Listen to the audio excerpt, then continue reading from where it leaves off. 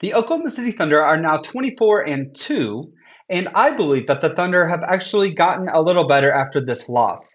Now you might be wondering, why do I think they've gotten better? Well, I think they've learned a few things. So I'm going to dive into some of those things that I think they've learned and just give some of my key takeaways from the two losses that we've had so far this season. Hello, my name is Nathan, and this is Thunder Up Talk. And I just want to say thank you so much for coming to my channel and for watching this video. So I just want to start by saying this. This is not a panic video at all. Again, we are 24-2. We are on pace to win 70 some odd games.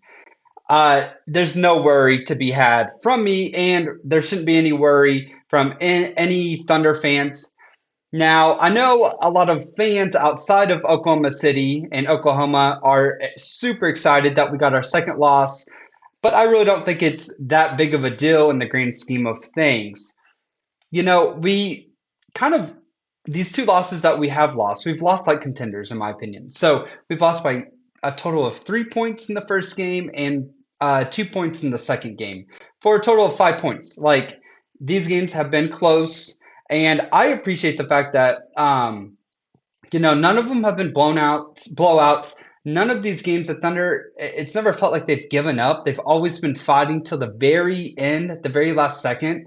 If you think about I can't really remember all the details of the Blazers loss, but in the Spurs loss, like, we were one foul away from Caruso shooting free throws. That maybe would have changed the outcome of the game. So,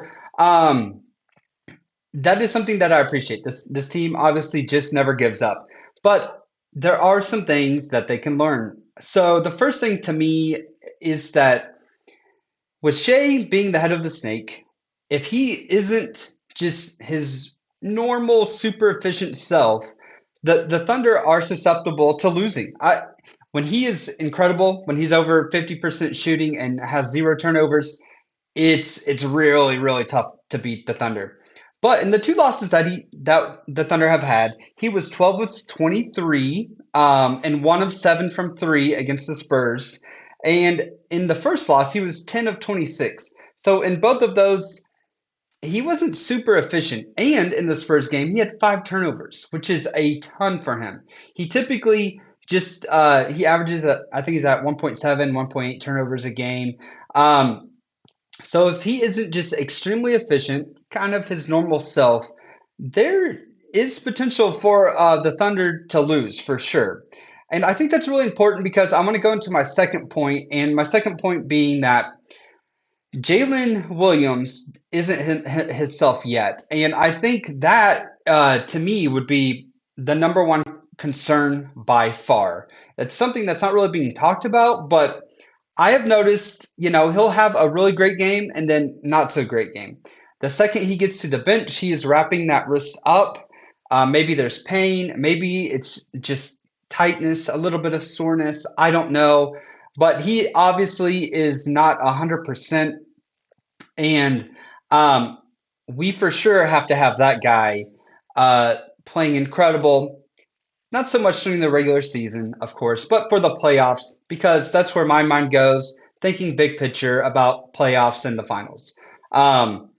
So I also want to talk about this a little bit. So we played both teams that we lost to were young, super competitive teams that also do not back down. So the Blazers aren't that great, but boy, they play really hard and they fight. And same with the Spurs team. Those young guys, man, Vassell and Stephen Castle, of course, Wemby, De'Aaron Fox, all of those guys, they just kept coming and coming. Harper, all those guys just kept driving and playing hard, and they played incredible defense as well. And the Thunder have to be ready for that. They have to be ready for teams giving their all, and they also have to. They just can't let off the gas.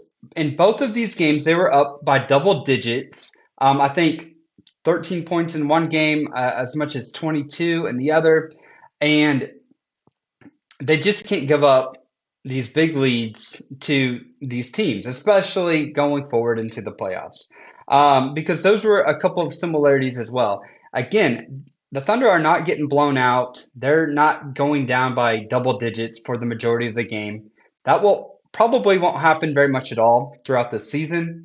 Um, but man, they just need to take care of business when they are up uh, by a lot of points. And I know that's much easier said than done, especially when you're talking about an 82 game season.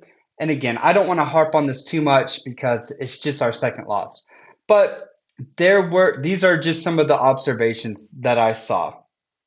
Um, and yeah, they just need to increase the physicality as well with these teams that aren't going to give up because that's kind of how the playoffs are going to be.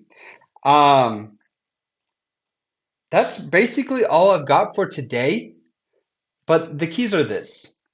If Shea's not efficient, if Dub isn't back to at least 90, 95% of himself, um, and if we don't kind of figure out how to punch back and not let the foot off the gas when we are up, we are for sure going to be susceptible for some more losses throughout the season. Will that really matter? Probably not at this point. I think we could go 500 and still probably keep the one seed. But that is very important. We need the one seed because in the playoffs, that helped a ton. So, with that, I will talk to you later. Have a wonderful day and Thunder Up.